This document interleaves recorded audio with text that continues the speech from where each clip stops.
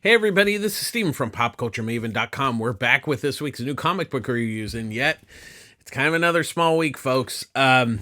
Yeah, it's just this time of the year. Also, this week is kind of a fifth week. So, usually when there's 5 weeks in a month, that fifth week is usually kind of a slower week. You don't see a lot of stuff from Marvel or DC.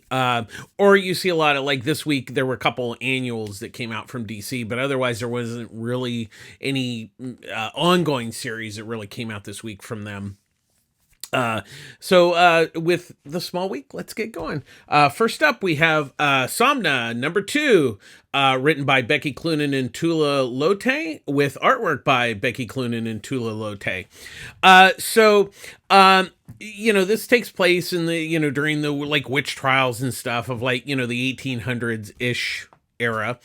And so you have Ingrid, who, is seeing this, like, I guess you could say kind of like demon, and she's having impure thoughts. Basically, she's, her husband, Roland, is basically ignoring her in the bed. So this demon has kind of appeared, and Roland's also like the sheriff. And in the first issue, there was this lady accused of being a witch, and she was burned at the stake. So Ingrid's kind of like, freaked out. And then, of course, the church is like a big thing. So you also have also what's going on is Sigurd and Majora are having an affair, and her husband, Harold, he doesn't know what's going on. But Ingrid had discovered them in the last issue. So she's keeping the secret, but she's like, this is not good. They're burning witches. And then what happens is that Harold is killed by Sigurd because he can't live without Maja. And so then all hell breaks loose on that. So the Roland comes back and then he sees his wife with this mysterious demon that she can only see, and of course he thinks she's a witch, and that's how this issue ends. It's still a very interesting book. I mean, I really like the concept of it. But what really I love what Cloonan and Lotte are doing here is really developing the characters and stuff. And it's more, I mean, sure, there's kind of, some sex going on, but that's not really what the story's about. I mean, it's about these people and the times, and how, religious, persecution was really just, kind of the norm. And of course everybody was afraid because, like, once again, oh, the skies are black. Oh, it's demons, kind of thing. But I really like the story. I like, where they're taking the story. And of course, the artwork, what's really interesting is Cloonan does like the reality, like the real world stuff, and then Lotte does the artwork for the kind of dream world, kind of nightmares and stuff like that. It really has a great, even though their styles are very different, it actually works exceptionally well for the story. I'm really digging this book. I'm really like what Distillery as a company is doing. I like the oversized format because it allows you to really just gobble up that artwork, and the artwork in this is just absolutely amazing with these two brilliant artists and great writers at the same time. So like I said, I really like the first issue. The second issue really built well upon that, and it'd be interesting to see how, because third issue I believe is the last issue. I think these are 3-issue miniseries, so definitely pick that up this week. And if you missed the first issue, hopefully your comic shop still has the first one. Next up, we have Lilo and Stitch, number 1, written by Greg Pak, with artwork by Galula Camino. Hopefully I got that right. I apologize if I didn't. So this is from Dynamite, who's got the Disney license. So they've been doing Disney villains. So now they're starting to kind of do the Disney, heroes, characters. And Stitch is the first one out of the gate. Of course, they have done Gargoyles, which are also heroes. So this takes place at the post the end of the movie. So there's the cluster Sorvin is coming after Stitch because they've discovered, hey, he's like this, killing, destruction machine, not killing machine, destruction machine. So they want him, to use, kind of to start up their basically their army. So they come to Earth, they try, they steal Stitch. And the family is kind of all together now with Jamba and Prickly and everybody, and then he gets kidnapped, and so they follow him, or Lilo uh follows him in her little spaceship, and they end up in New York, where Stitch escapes the spaceship and he lands in New York in Central Park. So that's kind of the setup there. I actually really did like it. I mean, I think you have to kind of be a fan of Lilo and Stitch, which I am. I love that movie to death. I think Pack's done a nice job of building on, from the movie, and also it's kind of like, the movie has an ending and everything, and I think this is kind of a different thing. And I also like the fact that he's using kind of all the characters, and having them and everything. And Gar Camino's artwork is actually really nice, captures the animation style of the movie and everything. And it's just a fun little story. I don't think it's going to, blow you away or anything, but it's a solid story. And it's also, once again, it's a good all ages book. I think it's, enjoyable by both young and old. So, like I said, I think it's worth checking out. I enjoyed it. I had a good time. And that's sometimes all you need. Next up, we have Batman Superman World's Finest Annual 2024. Now, there's 4 stories in there. There's an Imperiled, written by Mark Waid, Imperiled, written by Mark Waid and Colin Bunn, with artwork by Edwin Gaumont. The Ties That Bind are written by Dennis Culver, with artwork by Travis Mercer. Stings Like a Bee, written by Stephanie Williams, with artwork by Rosie Campry. And Time Check, written by Christopher Cantwell, with artwork by George Fornes. So there's 4 stories. The Imperiled is like so basically it's Batmite, Mr. Mixelplix, and imp versions of the Justice League, and they're getting together for their meeting, and the meeting consists of who's the best hero. And then the Secret Society of Supervillains show up as imp versions, and it's a cute little story. I wouldn't say I was overwhelmed, and it's going to continue in the next issue of World's Finest, the regular book. So it was kind of okay. I think, if you haven't been reading World's Finest, I don't know that, I do love that book. I just wasn't particularly overwhelmed with this story. So we'll see maybe if the issue of World's Finest kind of how that all works out in there. But it's an okay story. Gamon's artwork's nice. Does a really job of capturing the cuteness of the imp versions. So The Ties That Binds is a Metamorpho story. It's about him being sent to find, basically, Thor's hammer. And so it also has to do with Metamorpho and his father, how they were explorers, and, how Rex was, trying to be like his father, be an explorer. And, it was a nice little story. I mean, I like Metamorpho. Mercer's artwork's nice. Culver did a, good job on the story. It's just a short story. It does its job. Next up, Stings Like a Bee involves Bumblebee as a girl, basically solving this mystery about this corporation that sells kind of defective, merchandise and stuff. And we find out that they're working on a virus that's going to infect people's computers, so they can get a new computer that this corporation actually has, can watch people. And, it's a cute little story. Williams does a nice job. Campy's artwork is nice. It's just a cute little story. And then Time Check is the Challengers of the Unknown. And it's kind of, in a way, kind of retelling their origin, giving people, because it's been quite a while since there's been a Challenger story. So I think I will give Cantwell, I think it was a smart move to, kind of introduce all the characters and everything and how, they came to be. And it's a fun little adventure. George Farnes's artwork is absolutely just gorgeous. He's a brilliant artist. But it was kind of an okay story if you're the challengers of the unknown, because there's a lot of setup there. But if you're not familiar, once again, I'll give Cantwell the point that he does a good job of kind of giving you an idea who they are and what they do.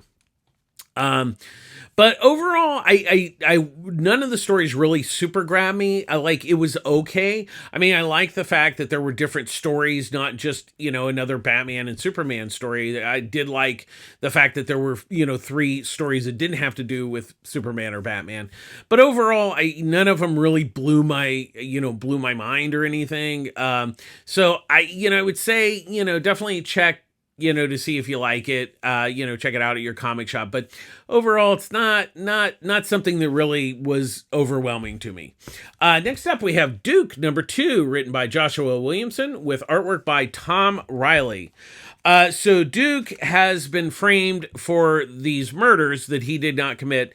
So he's on the run. So he first he goes to he finds Clutch, to kind of hide out and everything and, explain, hey, I'm being, framed and blah, blah, blah.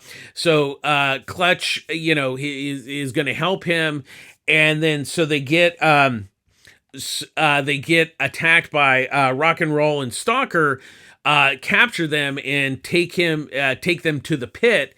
Where there's another person that's in the that's been locked up, and I will not say, but it's a nice little surprise, shall we say. Williamson's doing a really nice job here. Like I said, I'm not particularly a G.I. Joe fan, but I am really digging this miniseries. Riley's artwork is really good. I'm really liking the visuals that he's pulling off here and everything. Because, there's a lot of kind of talking heads. There's action in this issue, but a lot of talking and stuff. And he does a nice job of when people are conversing. I'm really digging this book. I think it's well worth checking out. I like what Skybound's doing with the Energon universe with G.I. Joe and Transformers. I'm a big fan of Transformers, but I'm really digging Duke. I'm really digging that. So definitely continue to check that out. It's well worth buying this week. Next up, we have Local Man number 9, written by Tony Fleece and Tim Seeley, with the Farmington artwork by Tony Fleece and the third gen artwork by Tim Seeley.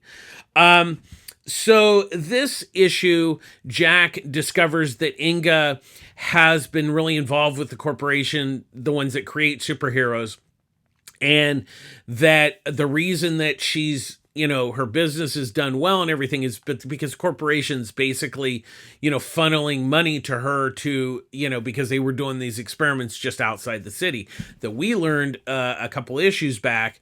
But now Jack has kind of discovered this.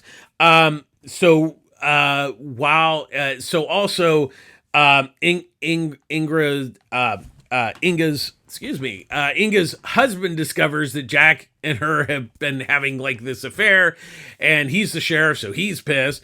But we also find out Seascape has been kind of possessed by a fae, which is a water sprite, and that's why she's not, that's why the girl died, is because it was actually the water sprite that has kind of infected her.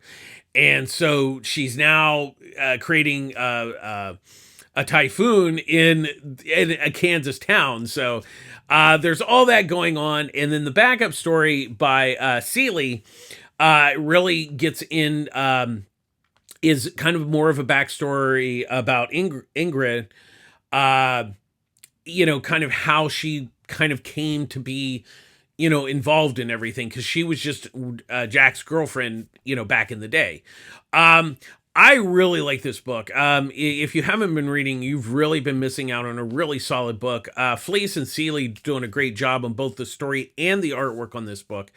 And really, I like the different approach that they're taking to superheroes. It's kind of like, in a way, what if superheroes were kind of like in the real world? But I think they're taking that, concept and really doing something different with it, which is always a plus. Definitely check this out. I know there's a trade of the first 6 issues, 5 or 6 issues, I think. But definitely you need to be checking this book out. Like I said, Tony and Tim are just banging it on this book, and it really is just really a great book. You should be buying this. Next up, we have Moon Man #1, written by Scott Mascuti and Kyle Higgins, with artwork by Marco Locate. Yeah. So sorry if I've mispronounced that. So the basic premise here is that Scott Townsend is an astronaut, and basically this corporation, this billionaire, is sends a team to the moon, but there's something that happens, and they have to, it's a failed moon mission, but there's 7 minutes that are missing, and they can't account for it. So they've been doing, tests on Scott to see what's going on, see if he's okay. And so he has these like weird, things happen, like a, time slip where, he sees these weird things. So apparently what has happened is in this 7 minutes is he's kind of gained some sort of powers, some Moon Man powers. And so, he comes back home, and he's with his son, and his son is actually an activist against this, the Janus Corporation, who's, funding it. And, he's kind of yelling at his dad, do you know what this company does? And so he goes out to a protest, and then, the father comes to rescue his son. He has a moon suit, and he discovers that he can fly, and he has these powers. That's the basic setup there. The story was kind of okay. It's kind of like, oh, somebody has powers, and, they discover. I think where, I kind of struggle with this is I've read the story kind of like a million times, and I don't know that Mascuti and Higgins really brought a lot new to this, type of story. I will say Locati's artwork is actually really nice. I like it. It has, kind of a kinetic kind of style to it. I really kind of dug the artwork, but I just found the story kind of okay. Like I'd been there, done that. Now I will check out the second issue. Maybe, there is kind of a twist that they're going to do, but I wasn't particularly blown away by this first issue. So, I think it's worth a look, but I'd be a little cautious about, kind of before we see where it's going to go. So it was a little rough this week. Next up, we have Batman and Robin Annual 2024, written by Joshua Williamson, with artwork by Howard Porter. So this, the nice thing about the annuals is most of them are self-contained stories. So what this is Bruce and Damian, Bruce decides they need to go on a vacation. So they go to this, they go out for a camping trip. And when they get there, they discover that, people have gone missing. And what it is that, roulette has it. Basically it's rich people hunting, humans for sport. And so what the thing is that they don't realize that they've trapped Batman and Robin. So they play along, not as Batman and Robin, but they set traps, and most of the people get taken out. But Bloodsport is definitely not easily taken out. And so it's interesting because it's kind of a undercover kind of thing. I really liked it. I'm really big fan of Howard Porter's work. I really wish that DC would collect Scooby Apocalypse. I really like that book. He was really a great artist on that book. But I really enjoyed the story. It was a good one and done story with just really good beginning, middle, and end. The artwork, like I said, is really fantastic. Definitely well worth checking out this week. I really enjoyed this story. And, once again, a nice standalone story that doesn't have anything to do with continuity. It's just a good, solid story with Bruce and Damian. So definitely check that out this week. Next up, we have Avengers Twilight #2, written by Chip Zdarsky, with artwork by Daniel Acuna. Steve Rogers has been given the super serum again, so he's now back as being, Captain America, because as he got older, the super serum wore it off. And what it is, the corporations have basically taken over the government. And James Stark is kind of behind it because he's the son of Tony Stark and Wasp. And what it is Power Man has recruited Steve to kind of get the message out that, hey, the government is things are not what they seem and stuff like that. So they decide to break into the New Year's Eve broadcast in New York, in Times Square. And they do, but nobody really listens, because Steve, makes a speech, this is not America, blah, blah, blah. And so it really doesn't move the needle, but he does try to recruit others, older, Avengers. He goes to Kamala Khan, Ms. Marvel. But she has a family and she doesn't want to get involved. But then while they're doing the New Year's Eve thing, the government calls on the Defenders, the new generation of Defenders, including Bullseye, to basically take out Captain America. So I'm really digging this. Once again, it's kind of a future story. Things have changed. The concept is not particularly original, but I do like what Zdarsky's doing with the story. I think it's more about the way he's doing the characters in the story than the story itself. Like I said, this story, you've read it before, but I like the way that he's doing the characters within said story. Acuna's artwork is really nice. This is a really good looking book. This is really a solid book. I really like the first issue, and the second issue did a great job of building on that first issue. Building it and leaving a nice cliffhanger, because there's quite a surprise at the end of the book, which I will not give away. But, we're checking out this week. I'm really digging this book. Next up, we have Ribbon Queen, number 7, written by Garth Ennis with artwork by Jason Burrows. So we're kind of this is the next last issue. So, Detective Amy's son has, basically found out that Bella, who was killed, has the spirit within her of the Ribbon Queen that goes, basically she's going around to the police department that is corrupt, or the policemen that have been corrupted. So basically the spirit is killing these guys. But there is another spirit that is in Clayton, that Bella's spirit, the Ribbon Queen knows about, and has Detective Son to go find him, because it's not, she's told him, Son has told him all this what's going on, but she doesn't realize that Clayton is not Clayton. And so basically she goes after Clayton to basically find, the Bella shows her that, hey, Clayton is actually dead, but the person that's in the body is not Clayton. It's an evil spirit. And so they basically go to, find him. And then that's where we end. And then the climax will happen in the next issue. I've really dug this book.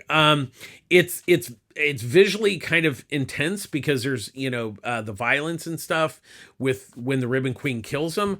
But it's really been an interesting book, because I like the fact that there's a lot of undertones and everything to the story with Son, in the police department and all this kind of stuff. It's been a very interesting story.